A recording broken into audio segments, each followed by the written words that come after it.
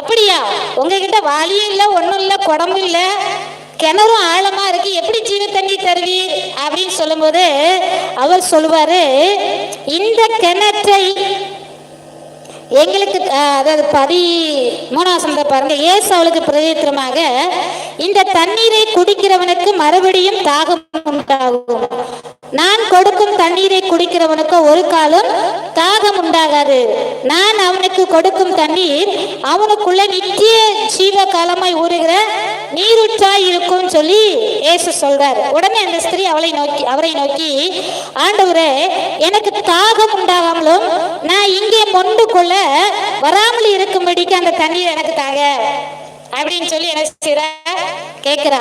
எனக்கு தாகமே இருக்கக்கூடாது, தண்ணி எடுக்கிற அந்த கிணத்து பக்கமே வரக்கூடாது, அதனால எனக்கு அந்த ஜீவ தண்ணியை தாங்க அப்படின்னு சொல்லும் போது ஏசு உடனே சொல்றாரு, சகோதரி நீ என்ன பண்ணு, உன் புருஷனை கூட்டிட்டு வா அப்படின்னு சொல்லி சொல்றாரு. உடனே அவர் சொல்ற, ஏசுவே எனக்கு புருஷன் இல்ல.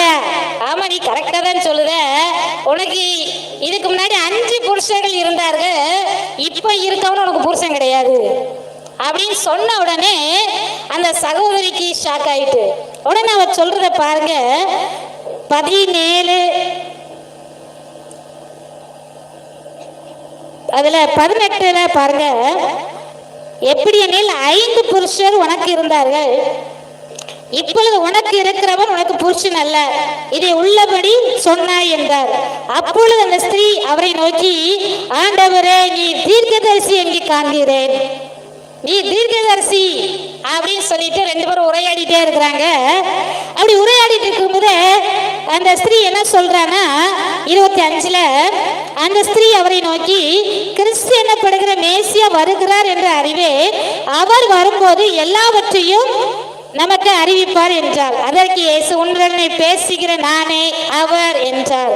உடனே அவ என்ன பண்றா பாருங்க, அதுல 28 அப்பொழுது அந்த ஸ்திரீ தன் குடத்தை வைத்துவிட்டு ஊருக்குள்ளே போய் ஜனங்களை நோக்கி, தான் செய்த எல்லாவற்றையும் ஒரு மனுஷன் எனக்கு சொன்னார், அவரை வந்து பாருங்கள், அவர் கிறிஸ்துதானோ என்றார். அல்லேலூயா. அடுத்து 39 பாருங்க,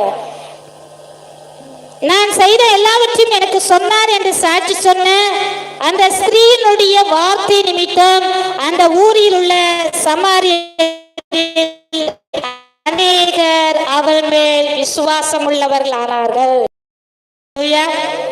அல்லேலூயா, அல்லேலூயா. இந்த பெண்ணு எப்படிப்பட்டவள்? இவள் ஒரு விபச்சார ஸ்திரீ, வேசியல். ஆனா இவளை குறித்து இயேசு என்ன சொல்றார், கரெக்டா சொன்ன உடனே, நீர் ஒரு தீர்க்கதரிசி அப்படின்னு சொல்லிட்டு இயேசுதான் மேசியா என்று அறிந்த உடனே ஊருக்குள்ள போய் சொல்ல ஓடிச்சா. அவள் சொல்லுகிற அந்த சாட்சியை கேட்டு அநேகர் இயேசுவை விசுவாசித்தார்கள். அல்லேலூயா, அல்லேலூயா, அல்லேலூயா. பாருங்க, ஒரு விபச்சார ஸ்திரீ இயேசு தன்னை பத்தி சொன்ன உடனே இந்த இயேசுவை பத்தி சொல்லாம இருக்க கூடாது, இவர் ஒரு தீர்க்கதரிசி, இவர் ஒரு மேசியா என்று சொல்லி தனக்குள்ள அடக்கி கொள்ளாதபடிக்கு ஊர் மக்கள்கிட்டலாம் போய் சொல்றார். இந்த தகவலை, இந்த செய்தியை கேட்ட உடனே அநேகர் விசுவாசிக்கப்பட்டார்கள், அநேகர் ரட்சிக்கப்பட்டார்கள். இன்னைக்கு நாம எப்படி இருக்கிறோம்? நாம அநேகருக்கு போய் சொல்றோமா? இயேசுவை பத்தி சொல்றோமா? அவர் நமக்கு செய்த அற்புதத்தை போய் சொல்றோமா?